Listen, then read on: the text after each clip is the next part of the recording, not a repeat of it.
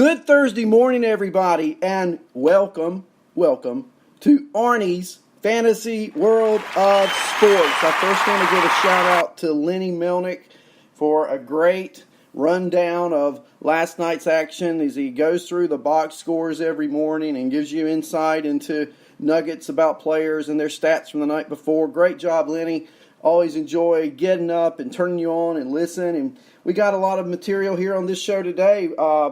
So I tell you what, why don't we start talking about the standings and talk about some of the players that were key in some games last night. And first we'll start with the National League. And how about those fighting Phils? I tell you, just about the time I start thinking the Phillies are going to fade, they resurrect. They've now won 2 in a row. Yesterday, a come-from-behind win against San Diego. They win 7-5. They're now 35-27. They have a 1.5 game lead over the Braves, who lost to Pittsburgh in Pittsburgh last night. And there were a lot of heroes yesterday for the Phillies. What about Jay Bruce? That one's hit well deep to right field, and it is gone! Another home run for Jay Bruce. What is this guy eating? I don't know, but I hope he keeps on doing it. It's now a 4-2 ball game. This is superhuman. I mean, seriously. This is nuts. I'm loving it. Pitch is hit the other way. It's a fair ball down the left field line. The first major league hit for Hazley. Kingery around third, heading for home. He's going to score. The Phillies take the lead, 6-5. Adam Hazley not only picks up his first major league hit, his first major league RBI, and the Phillies are on top, 6-5. It was one of the most important wins on the road. End of road trip, guys tired, kept grinding and fighting until the very end. It would have been easy to quit and go back and lick our wounds on the off day, and I thought our guys fought to the very last out. Really impressive victory, and really important for the momentum of our club. We won 2 out of the last 3 series, ran into a red-hot Dodgers team, weren't able to do much against them, but this is a good club too. The Padres are a good club, and they're holding their own in the National League West, and did a good job with them. It was enormous in the 7th inning. I don't know how we win that game without those 2 at-bats from Adam Hazley. He, speaking of, just sort of quitting and licking your wounds on the off day, the way things had gone to that point, he could have just said, like, all right, I'll figure my swing out on the off day and come back and live to fight another day. But instead, he battled through those last couple of at-bats and gave us everything he had. Adam Hazley. I talked about him at length on Monday, Monday, as they were getting ready to call him up with the injury to McCutchen. He's the first-round draft pick out of the University of Virginia, left-handed batter, and he comes up in that 7th inning with the Phillies tied. He laces the ball down the third base line for a double. Great at bat, great hit. The Phillies come back. I'm telling you, what a team. And it seems like ever since they've added Jay Bruce to that lineup after the Dodger series, they've been resilient coming back in these games against the Padres. Let's take a look real quick at what Bruce has brought with him since coming over in this trade. Okay, first of all, he's now hitting .233 on the season. Not that impressive. 17 home runs. It's not what he's done season long. It's what he's done in his last 11 at-bats, going 6 for 11 for the Phillies, .545 average, 3 home runs, 7 RBIs in 3 games. Is he a difference maker on the season? Don't know. I do know this. I do know since he has come up, he has been an inspiration to these Philly players. Now, I will say they suffered yet another loss last night in management of players, in that Sir Anthony Dominguez has a sore elbow, and we don't know how long he's going to be out. So, for fantasy purposes, I think you scrap the Philly bullpen altogether, okay? The hitting, can it continue? I don't know. I was down on the Phillies yesterday. I was up on the Nationals. I'm still up on the Nationals. The Braves, I still think it's their division to win. But the Phillies hung tough yesterday in San Diego, winning their second in a row, improving their road record to 15-16. And they now go home a day off today to play the Reds tomorrow in Philadelphia. So what a great division. The Braves, again, 1.5 out. They lost yesterday. The Mets win in San Francisco. They play today again against the Giants. The Mets win yesterday 7-0. And the Washington Nationals, yeah. Now, you guys were on me yesterday in the chat room as I'm talking up the Nats. They have won now 9 out of 11. They've won 4 in a row. Yesterday, they're playing the Chicago White Sox, okay? And they are behind early. The league goes back and forth. They finally tie the game. And then in the 9th inning, Colomé, the closer, he's on for the White Sox. The Nats have a guy on base. And up comes Trey Turner. Dozier holding. Trey Turner. Deep left field. High in the air. Coming down. See you later. The Nats sweep the series and walk off the Sox 6-4.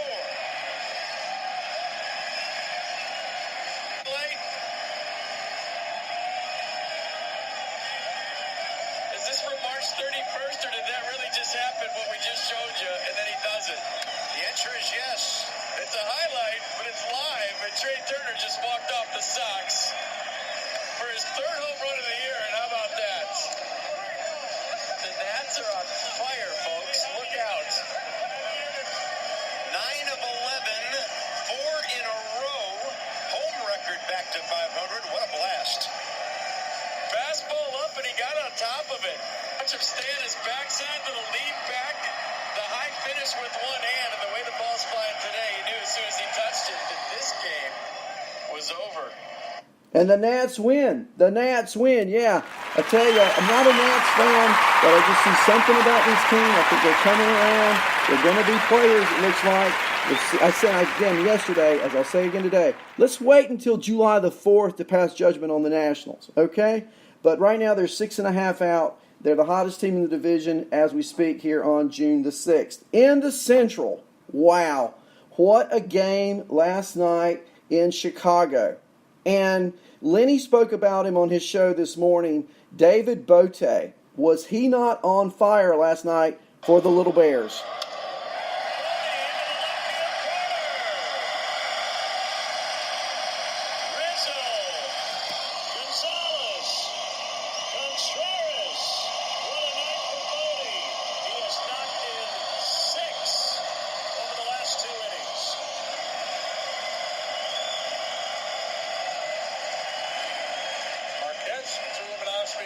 Russell does too. He's all over it.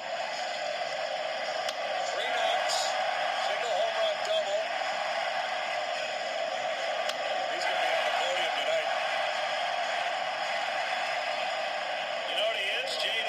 He's the man of the match. He's also triple shy of the second. He is indeed. 1-1 from Shaw. And he's closing into right. Contreras coming home. Save. How about David Boney, 7 batted in now as he pokes this pitch. This is down and away. When you're hot, you're hot. Rockies outfielders have not made a lot of good throws tonight. Again, that could have been a very dangerous spot for Contreras. Contreras is running home from third on that last hit. Bodie pokes a single, soft line drive into right field. Throw to the plate is up the third base line, and the ball, although he was going to be clearly safe, the ball and Contreras almost meet at the same time, okay? Contreras slides in safe, unscathed. The Cubs win unscathed, 9-8. They play again today at the friendly confines of Wrigley Field. The Rockies again. The Cubs now with a 1-game lead over the Brewers. You know, we spoke yesterday. They were in a tie. What happened in Milwaukee? The Marlins happened in Milwaukee. The Marlins win again, 8-3. It's a different hero every night. Lenny talked about Rojas hitting the ball last night for the Marlins. It just seems like that team is really coming together. Miami has won 4 in a row. They are 7 of their last 10 winners, okay? The Brewers, now they've dropped 2 in a row. And that National League Central, just about the time you think you got somebody in mind, something happens. But the Cubs made the move of the year so far in that division yesterday, adding what could be the dual remaining free agent. Of course, you've got Dallas Keuchel, but Craig Kimbrell signed yesterday with the Cubs a 3-year deal.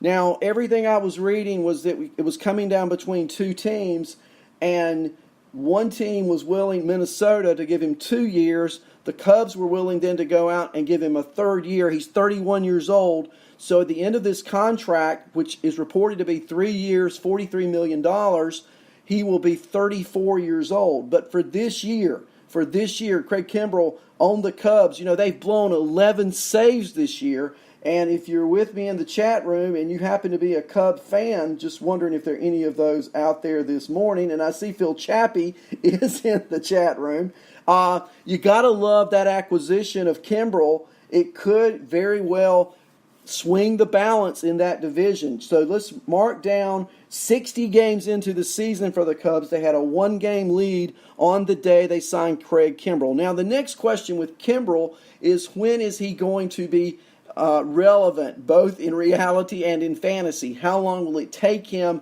to ramp up to try to get back to the World Series champion level he was at last season? I was talking to Chappie last night, and we were going through pitchers who signed specifically in season, and the trouble they have had coming on and pitching well. So that's got to be your concern if you're a Kimbrell fan owner, but he's got the talent, he's got the credentials, he's got the ring. And now you add a Kimbrell to a pitching staff. Look at these starters, okay? You've got 3 starters. Hendricks, World Series champion. Lester, World Series champion. Cole Hamels, World Series champion. You have 3 starting pitchers in the rotation, all with rings. Now at the back end of that staff, you add a closer with a World Series championship as well. It's a great situation for the Cubs and a great situation going forward for Craig Kimbrell. Milwaukee won out. St. Louis, 3.5 out. They lost to the Reds last night, 4-1. Pittsburgh, as I said earlier, beat Atlanta. They're 5 games out, and the Reds are 6 games out in the division. Good morning to everyone. Traveler, Zelmo, it's good to have you in the chat room. Cha-Cha, always, my friend. Great to see you in the chat room. Give me some question if you have any. So, Chappie, do you think that gives the Cubs the championship? Does that put them in the playoffs? Does that put them in the World Series? We'll have to see, right? But it certainly gives the Cubs a lot of optimism and a lot of talent. I want talent to go along with optimism, don't you? And I think now that's exactly what we've got. As we look now at the National League West, of course, it's the Dodgers, yes. The Los Angeles Dodgers sitting on top with a 43-20 record. But alas, yesterday they were 43-19. They were playing the Diamondbacks yesterday, and the Diamondbacks are scrapping, trying to stay relevant, probably more in the wild card hunt with the Dodgers running away with that division. And then in the 11th inning last night, David Peralta, well, he steps up to the plate. All day long and done it extremely well. David just needs to get a ball in the air to the outfield. They have done every little thing they can right today, just about.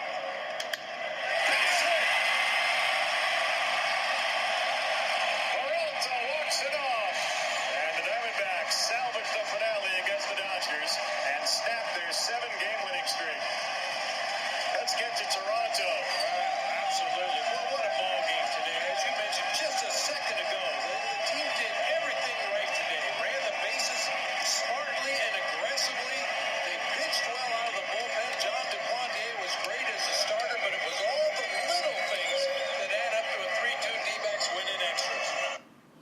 Peralta with that single to right field drives in Eduardo Escobar. The Diamondbacks win 3-2 in the 11th inning. What a great comeback! What a